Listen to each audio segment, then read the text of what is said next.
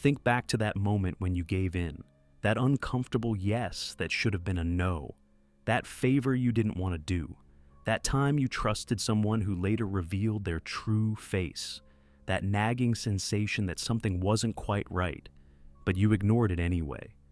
Everyone experiences these moments, but very few understand what's actually happening beneath the surface. The disturbing truth is that your mind is being shaped without your permission, not through conspiracy or magic, but through psychological mechanisms so subtle they remain invisible until it's too late. The most dangerous manipulation doesn't announce itself. It makes you believe the decisions were entirely yours. The favor was your idea. The mistake was your fault. The guilt belongs to you alone. What I'm about to share will transform how you see every interaction in your life.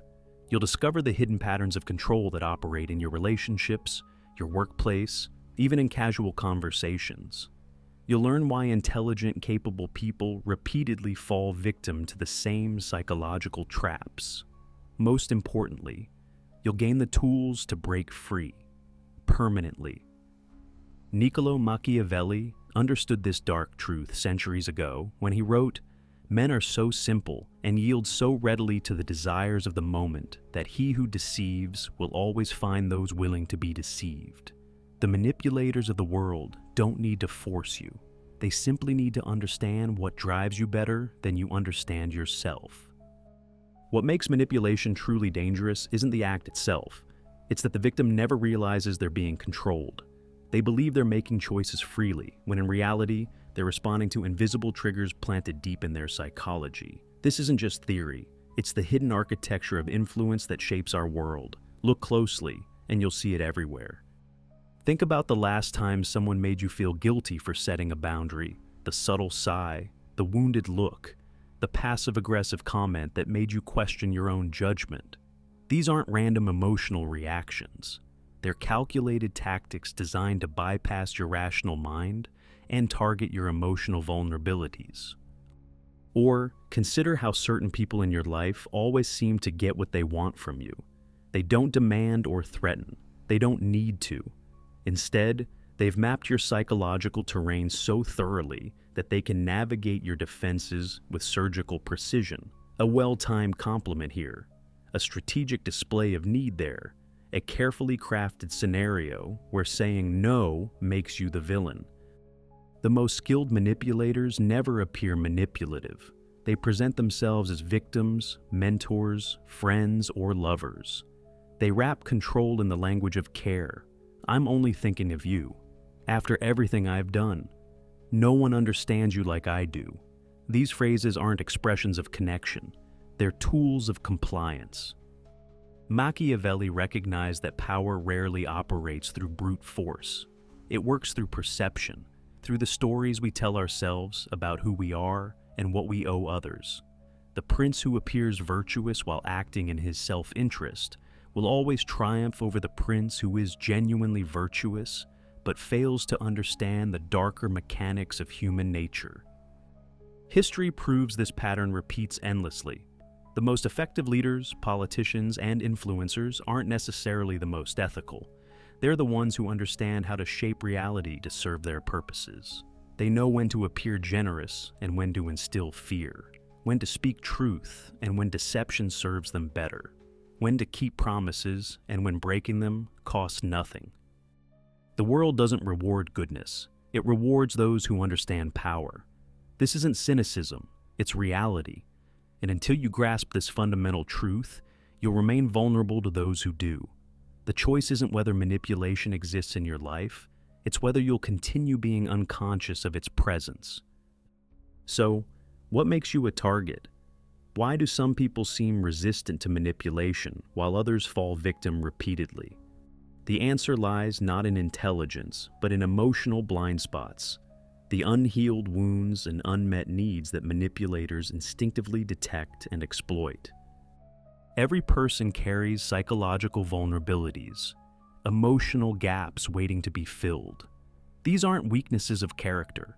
They're the inevitable result of moving through a world that shapes us long before we can shape ourselves. The need for approval, the fear of conflict, the guilt that comes from prioritizing yourself, the terror of abandonment.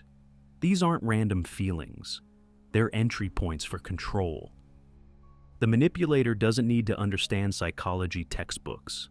They intuitively recognize these patterns because they've been studying human behavior their entire lives. They know exactly which buttons to push to produce the desired response. And until you identify your particular vulnerabilities, you'll continue responding predictably to these triggers. Consider the approval seeker. Raised to believe love is conditional, they learned early that acceptance comes through compliance. Be good meant do what others want. This person doesn't need threats to be controlled, just the subtle withdrawal of approval. The manipulator provides validation in small doses, creating dependency. You're the only one who understands. I've never met anyone like you. These aren't compliments, they're chains. Or the conflict avoider. Taught that harmony at all costs is virtue, this person will sacrifice their needs, boundaries, and dignity to prevent tension. They don't need to be forced into compliance, just shown that their boundaries will create discomfort, a pained expression, a tense silence. The manipulator doesn't argue. They create an emotional environment where saying no feels impossible. Then there's the guilt carrier, conditioned to believe they're responsible for others' emotions. This person can be controlled through manufactured suffering. Look what you made me do. I guess I'll just handle it myself. The manipulator positions themselves as victims of your boundaries, knowing you'll rush to rescue them from discomfort you supposedly caused. Machiavelli understood this principle with brutal clarity. People willingly participate in their own deception because the alternative, seeing reality as it is, threatens their fundamental beliefs. We'd rather maintain comfortable illusions than confront uncomfortable truths. This psychological blind spot is precisely where manipulation thrives. But what specific tactics do manipulators use to bypass your defenses and control your behavior? How do they transform your emotional responses into tools of compliance? Understanding these mechanisms is the first step toward neutralizing their effect. The first and perhaps most universal tactic is emotional debt creation. The manipulator offers unsolicited generosity, favors, gifts, excessive praise, not from genuine care, but to establish an unspoken obligation. They keep precise emotional ledgers of what they've given, waiting for the perfect moment to collect. After everything I've done for you isn't a reminder, it's an invoice demanding payment. This tactic works because reciprocity is deeply wired into our psychology. When someone does something for us, we feel compelled to return the gesture. The manipulator exploits this natural instinct by creating debts you never agreed to, then acting wounded when you don't pay up. They position themselves as the generous victim of your ingratitude, rather than revealing their calculated investment in your compliance. The second tactic is reality distortion. Manipulators don't argue with your perception. They systematically undermine it until you doubt your own judgment. That's not what happened. You're overreacting. No one else has a problem with this. These aren't honest disagreements. They're calculated attempts to make you question your reality and defer to theirs.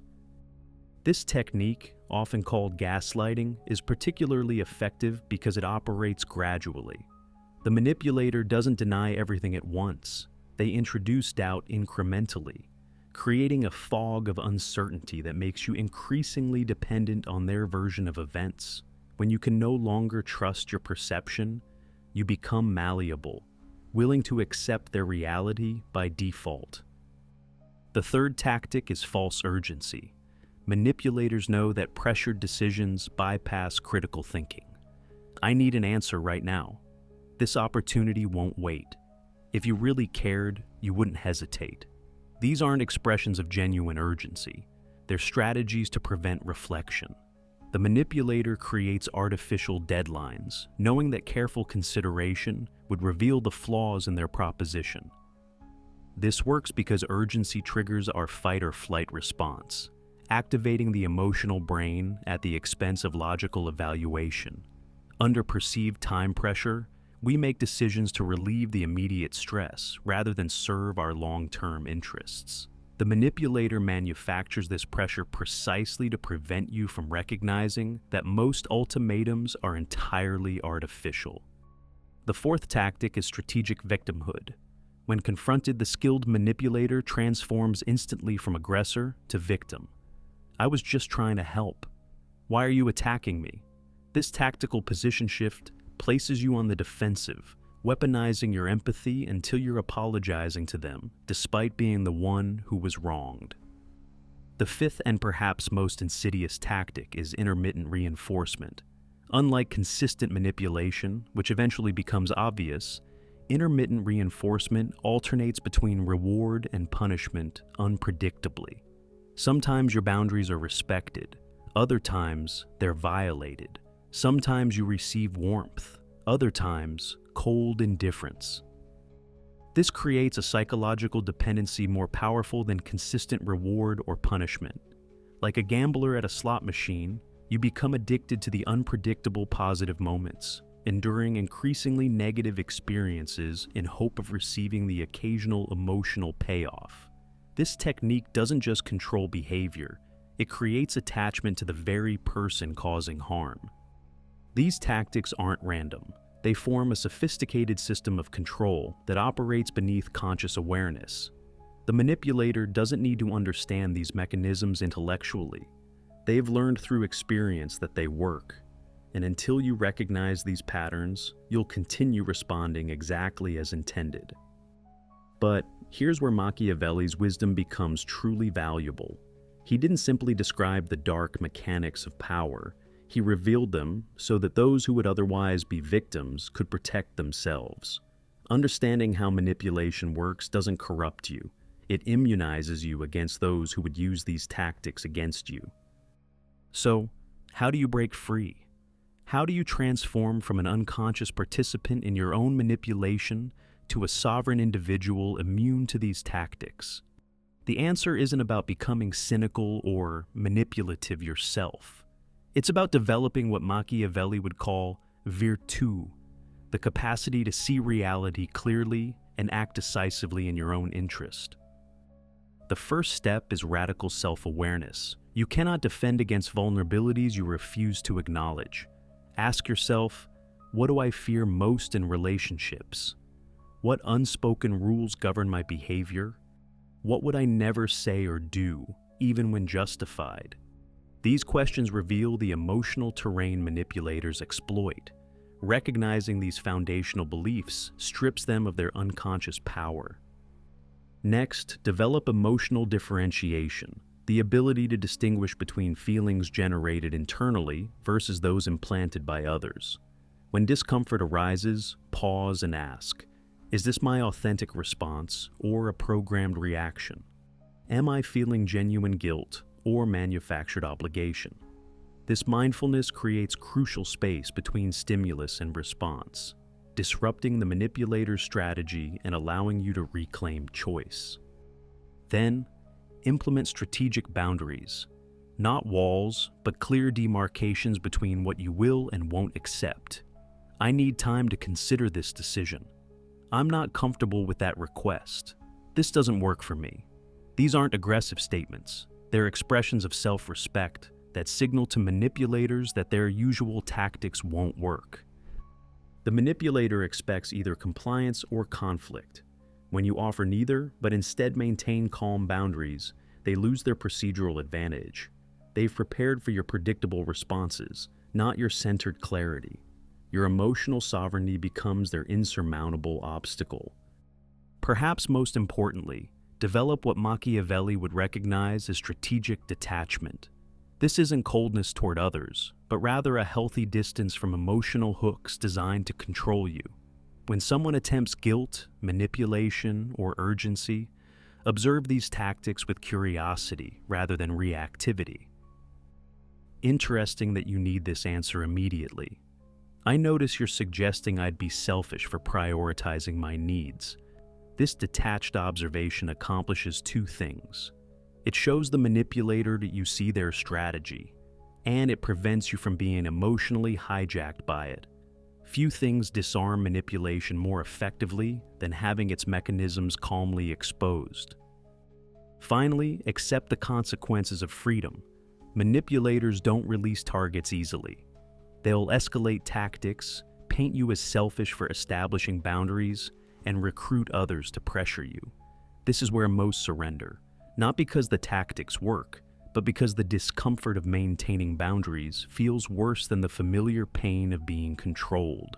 Freedom requires tolerating this temporary turbulence on the path to liberation. What Machiavelli understood that so many miss is that power doesn't belong to those with the most force, but to those who best understand human nature. When you comprehend the mechanisms of manipulation, the puppet strings become visible, and visible strings can be cut. The manipulator relies on your programmed responses and unwillingness to see reality as it is. They bank on your desire to be seen as nice and accommodating. They expect you to sacrifice boundaries to avoid conflict. Their entire strategy collapses when you refuse to play by these rules. The painful truth Machiavelli revealed is that the world doesn't reward virtue alone. It rewards those who understand power while maintaining their principles. The truly free person isn't manipulative, but they comprehend manipulation. They aren't cynical, but they're clear-eyed. They aren't cruel, but they refuse to be controlled through their compassion. This is the ultimate legacy of Machiavellian thought, so often misunderstood. Not that we should abandon ethics, but that we must pair our principles with pragmatic understanding of human nature. Only then can we navigate a world where influence is currency and perception shapes reality more powerfully than truth. Study those who achieve lasting impact in any domain. They aren't simply good people with good intentions. They're strategists who understand the darker aspects of human psychology without being corrupted by them. They know when to speak directly and when subtlety serves better, when to show strength and when apparent weakness creates advantage. This isn't manipulation, it's mastery of reality as it exists rather than as we wish it to be.